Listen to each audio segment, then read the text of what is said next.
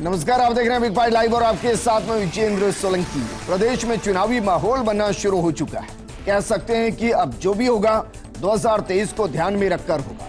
BJP और कांग्रेस दोनों पार्टियों में आज महत्वपूर्ण बैठक हुई। दिल्ली में सांसदों की बैठक हुई तो राजस्थान विधानसभा में मंत्रियों के साथ प्रभारी रंधावा की बैठक हुई। अब सवाल यह है कि ऐसी ही बैठक अजय माकन ने भी ली थी और उसके बाद मंत्रिमंडल विस्तार हुआ। तो क्या मंत्रिमंडल विस्तार को राजस्थान के अंदर आने वाले वक्त में देखा जा सकता है? वहीं बीजेपी की बैठक में क्या 2023 के जरिए 2024 की रूपरेखा तैयार की जा रही है? क्योंकि कहा जा रहा है कि इस बार वर्तमान सांसदों में काफियों के टिकट कट सकते हैं। क्या 2023 का लोकसभा क्षेत्र में कितनी विधानसभा सीटें जीतकर 24 की तरफ जाएंगे, ये पैमाना होगा, या फिर हो सकता है कि कुछ सांसदों को ही विधानसभा का चुनाव लड़ाने की रणनीति बन रही है? आज बात इसी मुद्दे पर की बैठक के बाद किस अमृत की उम्मीद की जा रही है?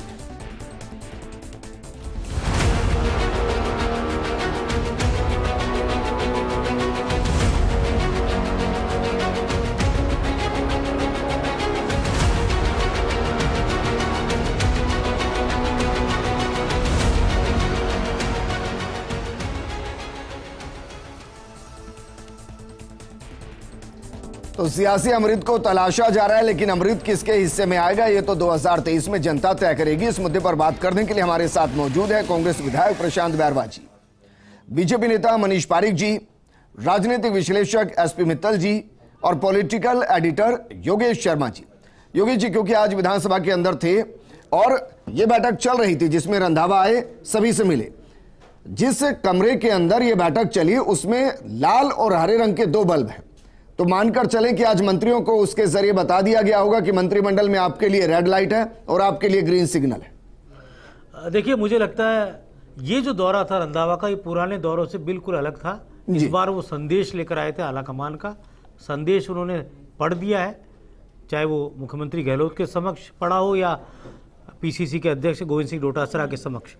अब मंत्रियों की जो कवायद थी पिछले 2 दिनों में, वो तकरीबन सभी मंत्रियों से 1-to-1 फीडबैक ले चुके हैं। कुछ से वो सर्किट हाउस में मिले, कुछ से वो मुख्यमंत्री के घर पे भी मिले, और आज कुछ मंत्रियों से वो उस कमरे में मिले 140 नंबर का मंत्रिमंडल कक्ष जो विधानसभा में, उसके ठीक बाहर एक ग्रीन लाइट है, एक रेड लाइट है।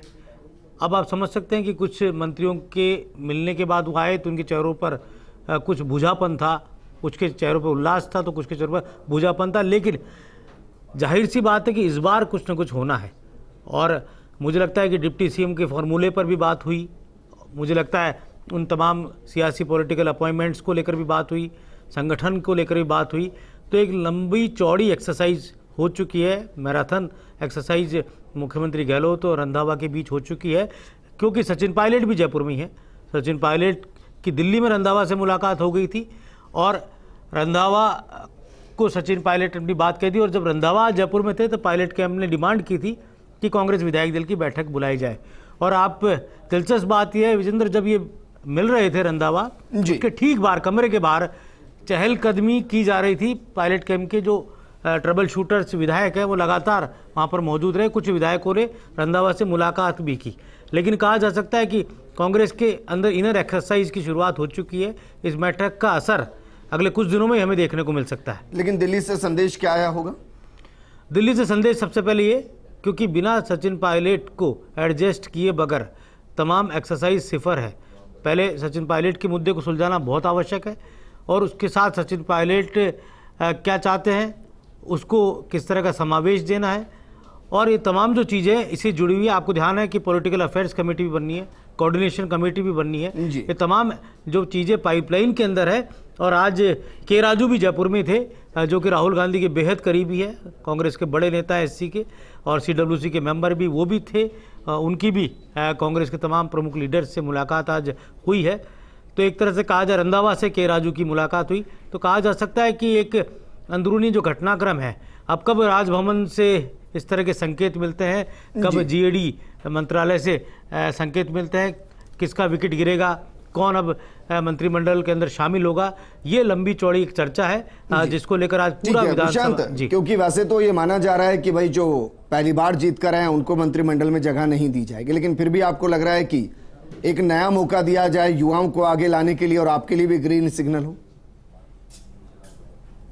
प्रशांत। अच्छा, मेरे लिए बोल रहे हैं जी। देखिए, आला कमान ने क्या सोच रखा है, आई थिंक सबसे ज़्यादा महत्वपूर्ण मंत्री बनाना नहीं, आई थिंक जो आने वाला जो चुनाव है इस साल का, आई थिंक वो ज़्यादा फोकस किया गया है। तो उसके अकॉर्डिंगली अगर कहीं चेंजेस करने पड़े होंगे आला कमान को तो वो करेगी। किसी को मौका दिया जाएगा, किसी से पद भी लिया जाएगा। I think performance base I think criteria होना चाहिए। मगर हमारा मंत्री बनने का इस टाइम में मोटिव नहीं है। अभी इस टाइम में मोटिव है कि जो हमारी इतनी बढ़िया हमने 4 साल सरकार के निकाले हमारे हिसाब से, और जनता ने इतना आक्रोश हमारे प्रति अभी जाहिर नहीं किया गया है, और जो बजट अच्छा सा पेश किया, हर साल अच्छे बजट किए हैं, अच्छे कॉलेजेस हों, एजुकेशन पे हो, शिक्षा पे, कई सारे डिपार्टमेंट्स को फॉलोअप किया है। तो मैं समझता हूँ कि इसको लेते हुए, हम इन मुद्दों को लेते हुए आई थिंक चुनाव में जाएंगे। और रही बात रंधावा जी की, तो उन प्रभारी है, उनका काम है, वो इस साल ज़्यादा आएंगे। और आपको लग रहा है वैसे, क्योंकि आप तो देख रहे होंगे, रंधावा जी राजस्थान के सियासी चक्रों में फंस रहे हैं या उस चक्रव्यूह को तोड़ने वाले? नहीं, देखिए फंसने का काम नहीं, वो खुद ही पॉलिटिशियन है। उनको डिप्टी सीएम रहे, वो कई सालों से एमएलए रहे, उनका मुख्यमंत्री में भी नाम चला था मगर नहीं बन पाए थे, मगर पार्टी के लिए हित में उन्होंने काम किया। मैं आपको बनना चाहता हूँ, संगठन में भी पिछले वक्त भी उन्होंने सारे ब्लॉक नए जो ब्लॉक अध्यक्ष बने हैं उनकी भी अच्छी मीटिंग ली है, उनमें भी जान फूकी है, और कार्यकर्ताओं में भी जान फूकी है, और ये निरंतर यहाँ पे आते रहेंगे। अभी जो हमने 4 साल आपको लग रहा है कि मार्च के महीने के अंत में, अप्रैल के शुरुआत में राजस्थान कांग्रेस के अंदर कुछ बड़े बदलाव दिखाई दे? हो सकता है, क्योंकि प्रॉब्ली आप कभी भी जब भी देखेंगे सरकार के अंदर, जब भी 6 महीने पहले शफलिंग जरूर होती है। अब ज़्यादातर ये होता है कि जिसको नए मंत्री को बनाते हैं वो हार जाते हैं कई बार मंत्री, और कई बार जीत जाते हैं। तो आई थिंक वो सारे प्रोस्पेक्ट्स हैं, उनको लेके साथ चलेंगे। मनीष पारीक जी, दिल्ली के अंदर बैठक चल रही है सर बीजेपी की, उस बैठक का खास मकसद? जी, निश्चित तौर पर वो तो कल सामने आएगा ही, वहाँ क्या चर्चा हुई है। जो राजस्थान के सांसद हैं उनके बारे में, संगठन के बारे में या पार्टी के बारे में जो भी कोई सुझाव होंगे वो होगी बात। बाकी मैं आपको निवेदन करूं कि ये जो कांग्रेस का मामला है वो उनका अंदरूनी मामला है, पर 3 बातों पर राजस्थान की जनता जो सवाल पूछती है कि नाथी की बाड़े की सरकार है, आला कमान अशोक गहलोत जी के सामने फिसड्डी साबित हुआ है हमेशा, what ever they wish they do. और दूसरी बात, माखन जी पहले चले गए थे, 80 लोगों ने इस्तीफे दे दिए थे, फिर बाद में वो नाटक हो गया साबित। जैसे ही राजेंद्र राठौड़ जी कोर्ट में गए, इन्होंने सबने उनको वापस ले लिया और सब बात खत्म हो गई। तो ये जो ऑल हाई पॉलिटिकल ड्रामा है वही चल रहा है। अदरवाइज देश को जो प्रॉब्लम हो रही है राजस्थान को, आप समझिए कि कानून व्यवस्था की स्थिति लचर है, और 18 पेपर में से 18 के 18 लीक हुए हैं। युवाओं के भविष्य दांव पे, लोग आत्महत्या कर रहे हैं, और नौकरी नहीं मिल पा रही है पिताजी की मेहनत की कमाई से पढ़ने के बाद। तो ये जो राजस्थान में मुसीबत है वो आप देखिए कि वो पूरी है। और मैंने आपको कहा कि ये इनके जो सचिन पायलट जी का काम आता है, तो वो गुर्जर के वोट लेने के लिए आता है नाम, कि उनको 30 लाख वोट गुजरों के हैं, मिलते नहीं है। कांग्रेस पार्टी के बारे में, आप सब बोल रहे हैं, राजस्थान की जनता के बारे में क्या है? मनीष पारीक जी ये कहते हुए कि कांग्रेस का अंदरूनी मामला है, आप सब कुछ बोल गए। मैंने सवाल किया था दिल्ली के अंदर जो बैठक चल रही है, क्या आप तक भी ये खबर है कि हो सकता है कि 2 बार जो सांसद लगातार जीत गए उनको टिकट ही ना मिले? ये तो अगर ऐसा होगा तो फिर क्या होगा राजस्थान में? ये तो खबर सांसद लगातार जीतते आप समझ रहे हैं कि वो तो अखबार में ही छप चुका है, मुझे क्या कहना है एक बात। और लेकिन वो अखबारी खबर है, इसलिए भी कुछ नहीं कहना है। तो जो संवाददाता को लगता है वो उन्होंने पब्लिश किया है, कहीं से उन्होंने सूचना मुझे लग रहा है दुष्यंत को पढ़कर आए। लेकिन ये पक्की बात है कि नए लोगों को अवसर देने की कवायद भारतीय जनता पार्टी में हो रहा है जी। ये निश्चित तौर पर सांसद ऐसे हो सकते हैं जो विधानसभा का चुनाव भी लड़ सकते हैं। मैंने आपको यही कहा कि ये तो मैं नहीं बता सकता, क्योंकि ये जिनको डिसाइड करना है, एक्सरसाइज हो रही है, परिणाम स्वरूप फाइनली जब होंगे तभी तय होगा। लेकिन ये निश्चित तौर पर बात सही है कि भारतीय जनता पार्टी में नए लोगों को अवसर देने की जो कवायद है वो बड़ी गंभीरता से है। ठीक है, एसपी मित्तल साहब आप बता पाएंगे सर, क्योंकि बीजेपी और मोदी स्टाइल जो है उसमें हर बार कुछ ना कुछ एक्स फैक्टर होता है, नवाचार का फैक्टर होता है। आपको लग रहा है कि जो दिल्ली में बैठक चल रही है उसमें हो सकता है कि कई सांसद ऐसे हों जो 2023 में विधानसभा का चुनाव लड़ते हुए नजर आए और कहा जाए कि पहले यहां जीतिए, 24 हम देख लेंगे?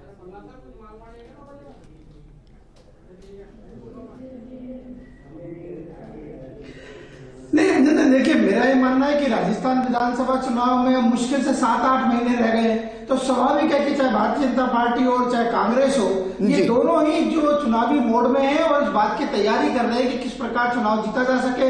अशोक गहलोत साहब कह रहे हैं कि उनकी सरकार रिपीट होगी, तो क्या नाम से भारतीय जनता पार्टी का ये कहना है कि जो हमारी परंपरा चली आ रही है कि एक बार कांग्रेस एक बार भाजपा, तो इस बार भाजपा का नंबर है। मेरा ऐसा मानना है कि जो दिल्ली में आज जो बैठक हो रही है उसमें जो महत्वपूर्ण बात यह है कि सारे सांसद, चूंकि अभी संसद चल नहीं रही है, 25 के 25 सांसद दिल्ली में मौजूद है, तो एक तो उसका फायदा उठाया सब 24 कर लेते हैं, ये कि जो राजस्थान और मेरे हिसाब से 23 ही कर लेते हैं, 24 भी नहीं।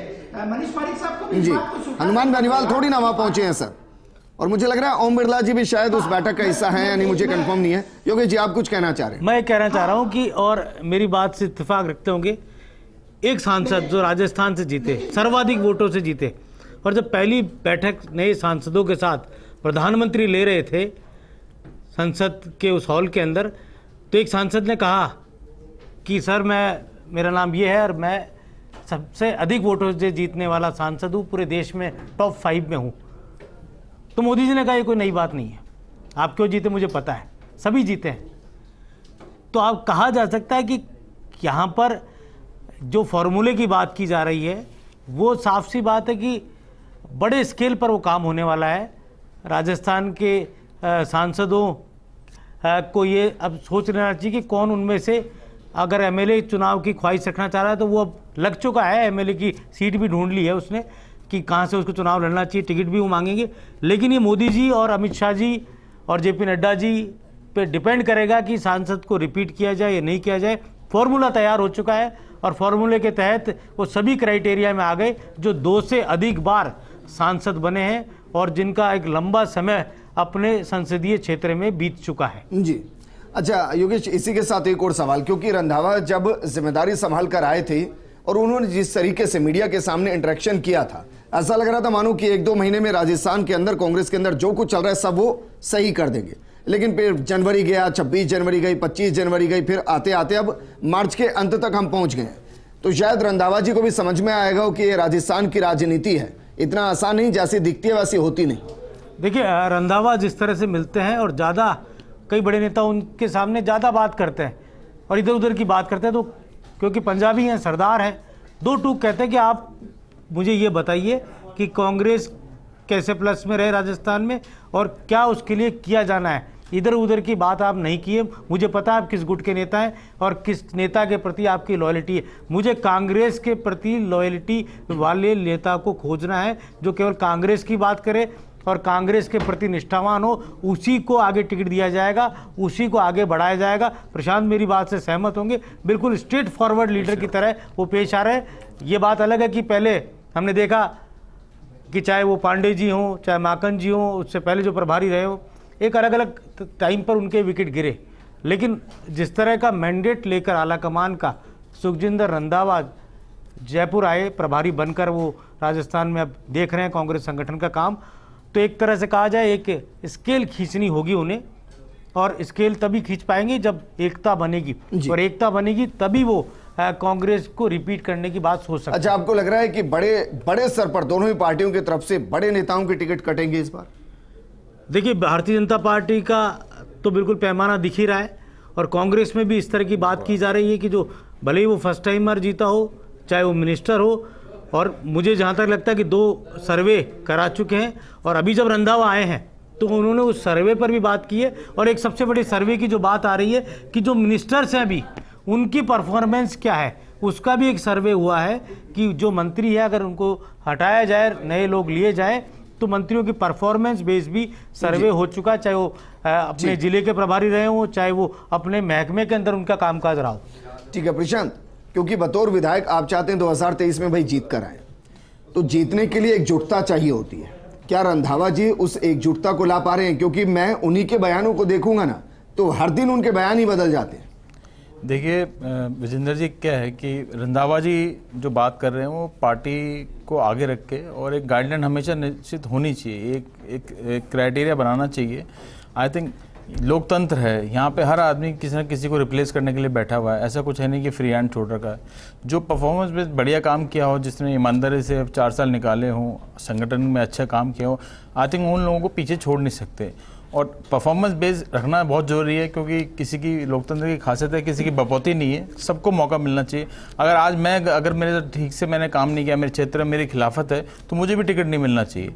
और अगर मैंने अच्छा काम किया तो मेरे को प्रोत्साहित करना चाहिए। आई थिंक ये बेसिक क्राइटेरिया है। हम सब लोग कैसे इस सिस्टम में बने रहे, लेकिन इस कंफ्यूजन में तो रहेंगे कि अगर ये गुटबाजी खत्म नहीं हुई तो इसका खामियाजा भुगतना पड़ेगा। देखिए, हमको कलेक्टिवली काम करना पड़ेगा। गुटबाजी में लेते चलेंगे तो हमारे को फायदा होने वाला नहीं है। अभी तो पार्टी की सोच ये है कि कैसे चुनाव जीते। माननीय मुख्यमंत्री जी अलग सोच रहे होंगे, जो मंत्री लोग हैं वो अलग सोच रहे होंगे। थोड़ी ना रहे हैं, अभी भी बयान आ रहे हैं, दोनों तरफ से बयान आ रहे हैं। बयान आ रहे हैं, मगर ये आप देखिए कि अभी होमवर्क होना बाकी है। अब ये मैं समझिए, रंधावा जी आ रहे हैं, कोई ना कोई इसका स्पेशल कारण है। जैसे अभी योगी जी कह रहे 2 सर्वे हो चुके हैं, मंत्रियों की परफॉर्मेंस भी, अकाउंटेबिलिटी उनको दिखानी पड़ रही है, एमएलए को भी दिखानी पड़ रही है।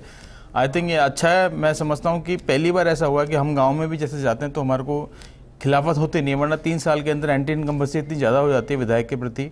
मैं समझता हूँ कि लोकतंत्र में ये तो है नहीं कि वन साइडेड कोई मामला होगा। वर्स्ट टू वर्स्ट है, जिसने बेस्ट होमवर्क कर लिया, जिसने संगठन में अच्छा काम कर लिया, जिन्होंने वोट अच्छे डलवा दिए, आई थिंक वो पार्टी जीत के आएगी। ठीक है, मनीष पारिक जी, आपको लग रहा है कि राजस्थान के अंदर 2023 का चुनाव का परिणाम जो भी होगा, वो राजस्थान में बीजेपी की एक नई रेखा को तैयार करेगा, एक नई लीडरशिप को तैयार करेगा, जो आगे के 10 या 15 साल के लिए होगी?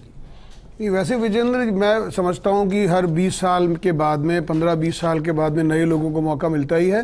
जो 2-2, 3-3 बार हो चुके होते हैं उनमें नया आता है, कवायद आती है। चूँकि कई नई तकनीकें आती है, डिजिटल इंडिया हो चुका है, आप समझ सकते हैं। तो ये इसी तरह से नीचे भी परिवर्तन आया है। लेकिन एक बीजेपी की चीज़ नहीं बदली है, वो है सेवा। जो सेवा से संगठन प्रकल्प भाजपा में हुआ है, आपने कोरोना में देखा कि जिन लोगों ने ज़्यादा सेवा करी, सबने राशन मुहैया कराया, कम्युनिटी किचन चलाए, वो लोग पार्षदों के चुनाव जीते और हमने बोर्ड भी जीते। पंचायत में बीजेपी ने सफलता हासिल करी, बड़े आंदोलन चलाए, जन आक्रोश रैली सफल हुई। 200 विधानसभाओं में 200 रथ पहली बार हिंदुस्तान की राजनीति में चले, और उसमें से लाखों समस्याएं लेकर लोगों ने अपने गाँव में डॉक्टर, टीचर की वो बात बताई है। तो वो कांग्रेस पार्टी की को उजागर किया है। तो मुझे लग रहा है पुणे जी अलग करते हैं, करोड़ीलाल जी अलग करते हैं, वो दोनों गजेंद्र सिंह जी अलग करते हैं, बात है। और इसीलिए मुझे लगता है कि भारतीय जनता पार्टी के प्रति समर्थन जनता में दिख रहा है। लोग भाजपा को हाथ लेने को तैयार हैं। उसके पीछे है कि कानून व्यवस्था लचर पड़ी रही, महिलाओं पर अत्याचार बढ़े हैं, 12-12 हजार बलात्कार हुए हैं, 8,000 मर्डर हो गए। मनीष भाई, एक लेटर बीजेपी के अंदर भी चला कि भाई संगठन से बिना परमिशन के कोई यात्रा नहीं होगी, कोई धरना प्रदर्शन नहीं होगा। वो किसके लिए था?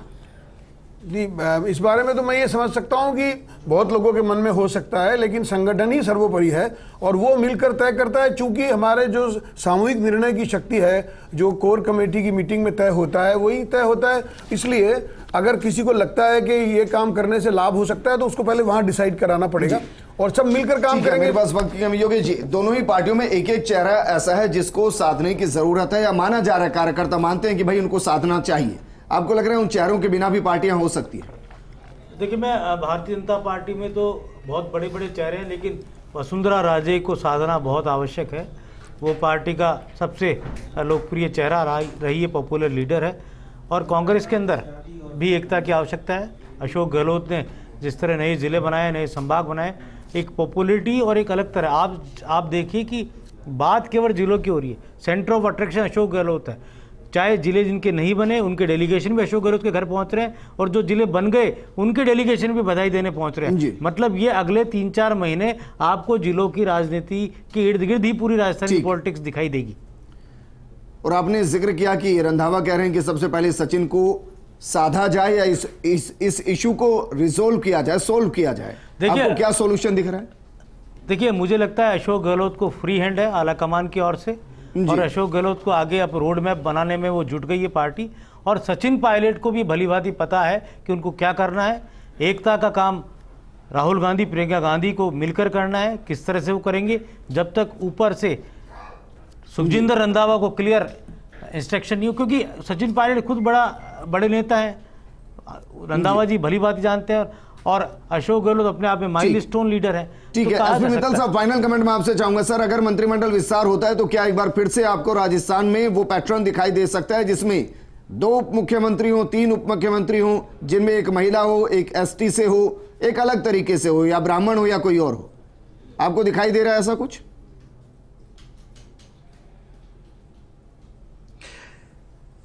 देखिए विजेंद्र, क्या नाम से अशोक गहलोत साहब की सरकार है, अशोक गहलोत की सरकार में कुछ भी हो सकता है, जो आप कह रहे हैं ये भी हो सकता है। लेकिन मेरा ऐसा मानना है कि कांग्रेस के अंदर जब तक सचिन पायलट और अशोक गहलोत साहब के साथ सीधा संवाद नहीं होगा, बातचीत नहीं होगी, तब तक जितनी भी कवायद होगी, चाहे वो सरकार की रिपीटेशन की कवायद हो, वो शायद पूरी नहीं होगी। अभी देखा, जब क्या नाम से रंधावा साहब ने 4 दिन पहले ये बात कही थी कि मेरे यहाँ आने के बाद में कोई बयान नहीं दे रहा है, उसके बाद में सचिन पायलट साहब का ये बयान आया कि कांग्रेस विधायक दल की बैठक होनी चाहिए, क्यों नहीं हो रही है, उन्होंने राष्ट्रीय अध्यक्ष से मांग की है। तो मेरा मानना है कि जब तक सचिन पायलट और अशोक गहलोत साहब में संवाद नहीं चलिए होगा, मित्तल साहब, तब शुक्रिया तक हमारे साथ जुड़ने के लिए। मुकेश भाकर ने भी बयान दिया, उन्होंने कहा कि भाई जब हम गए, हम तो आलाकमान के नजदीक थे, फिर भी हमारे साथ कार्रवाई हो गई, तो ऐसे में जिन्होंने आलाकमान के फैसले को नहीं माना उन पर कार्रवाई कब की जाएगी?